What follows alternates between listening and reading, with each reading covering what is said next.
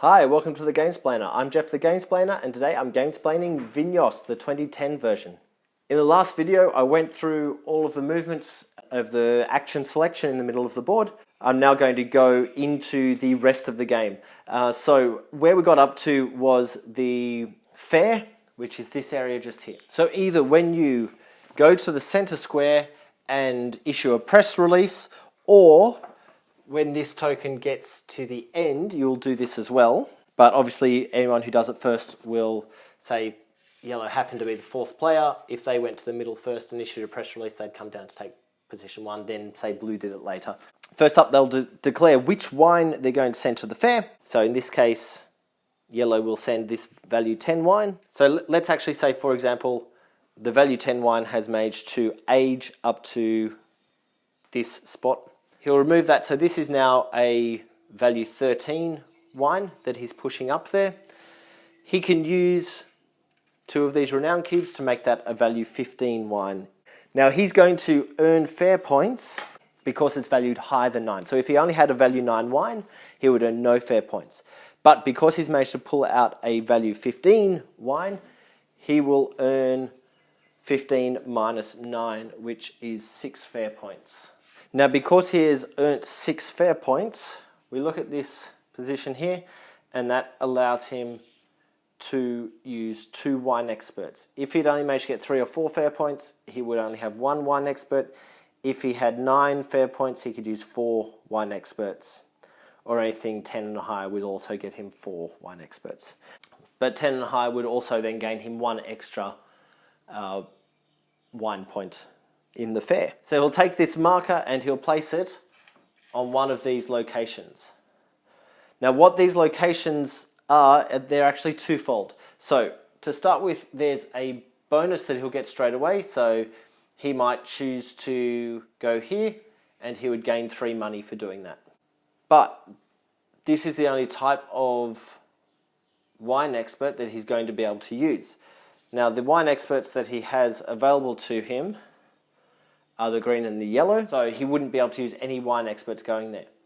However, if he went here, he would be able to use both that green and yellow wine experts to further his cause. So if he goes there, he'll take the 3 money straight in. Then everyone else passes in their wines and chooses their location. He also has the option to place a barrel or 2 up at the wine magnates up at the top. Now he can only place barrels at locations where he has fulfilled the requirement. So the wine that he passed in was a white wine, so he can place a barrel in the top A section. He's used a value 15 wine. This one's looking for at least a value 8, so he could place it in B, the middle space. And this one's looking for something from region 1, 4, 7, or 8. And he's used a wine from region 5, so he would not be able to place anything in the bottom space. So he might place it just on that particular magnate. And I'll talk about those magnates and what they do later on. So once each player has entered a wine into the fair, and we actually get to the fair space with a tax marker, anyone who hasn't, I've said this before, anyone who hasn't done the press release action now will enter the fair in player order that's currently happening. Once each player has a marker there telling them how many wine experts they can use, they'll secretly select a number of wine experts, place it down with the hand covering it, so no one knows quite what's going to happen. Then we all reveal at the same time. Say, for example, blue revealed this one. Anything that has that icon on it, with the extra icon and the arrow, what that means is we're going to advance that icon up this location. Then each wine expert will gain points depending on the number depicted on the right-hand side of where that expert is. So this yellow expert actually gets 0 points, so there's no point in playing him at the moment.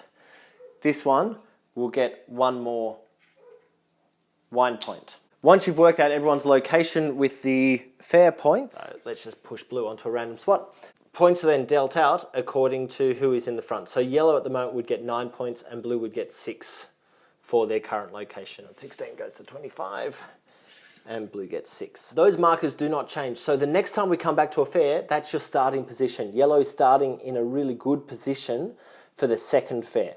to be able to keep getting the higher number of points. And there are 3 fairs throughout the entire game. Now, the other thing I haven't touched on before I get up into that top corner, just while we're talking about this fair, is these cards. At the end of the year, when we are about to start the next year, no matter where this marker is, we will take the top card off the deck and flip the next card over.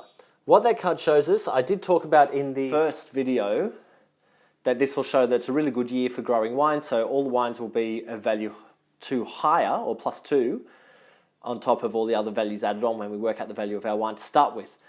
But what it also shows is that these markers are going to get moved forward up to 3 spots. So when this one comes up, the green marker will move up 3. 1, 2, 3. And the blue marker will move up 1. So the location of those markers when you go to the fair is really important to notice, also matching that with the wine experts that you've got to be able to maximize the number of points you can get out of that fair.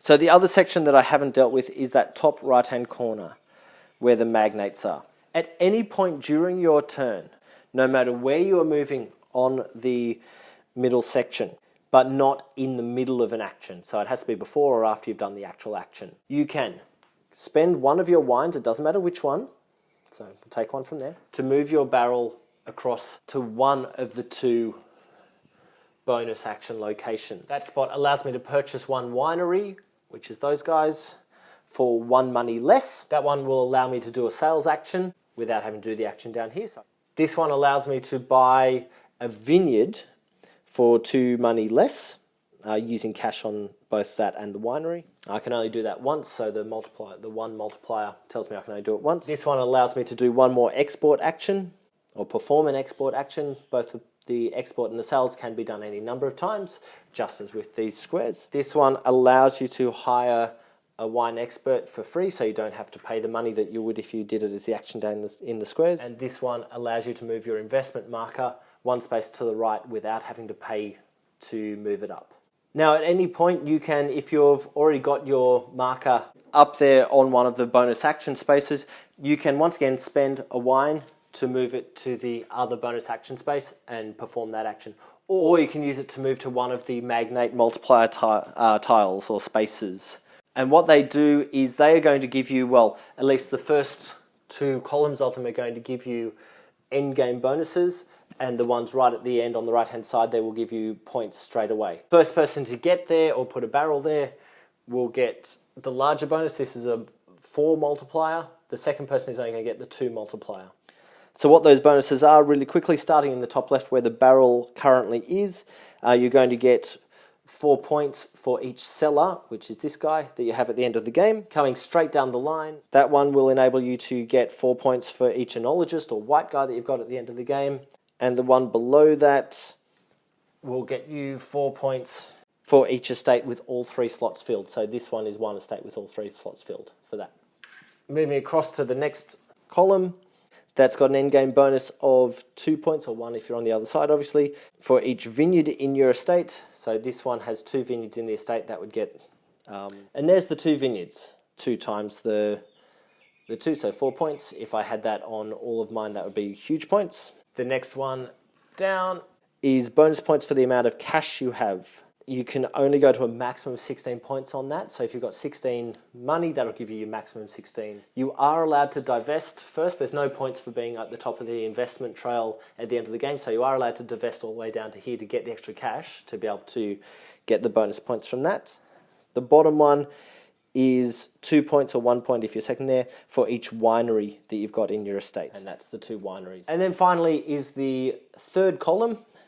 In that column, you'll once again discard a wine to move the barrel there. But when you do that, you'll get victory points straight away for the value of a wine that you'll also need to discard. So I can discard this level 10 with the 5. So that's actually a 15. If I've got nothing else I can do with it because it's about to get pushed off the board, I could use that action to gain 15 points on the outside track straight away. The next one down, you'll get 8 points straight away if you've got all 4 different type of wine expert face up. So unused in front of you, you'll be able to go there and discard a wine to do it, but you'll get 8 victory points for doing so. And then finally, that will give you a point per cube you have in regions where you have estates. So you go through all of the estates that you've actually got currently and see how many region cubes are there, and that's how many points you're going to get. I believe that I've covered everything that there is to cover in Vinhos, the 2010 edition. I hope this has helped you get Vinhos 2010 to the table. I hope that this helps you understand the game better. Please go on and watch my Gamesplayed to get an idea of how the game plays. If you have any comments or suggestions, please write them below. If you have any games that you wish to be gamesplayed, please shoot me an email at thegamesplainer@gmail.com. Follow me on Instagram and Twitter at thegamesplainer to see what games I've been playing. Check out my blog, thegamesplainer.wordpress.com, to read about my adventures in gaming each week. Subscribe to my videos to keep up to date with the games that I'm gamesplaining. And until next time, enjoy gaming.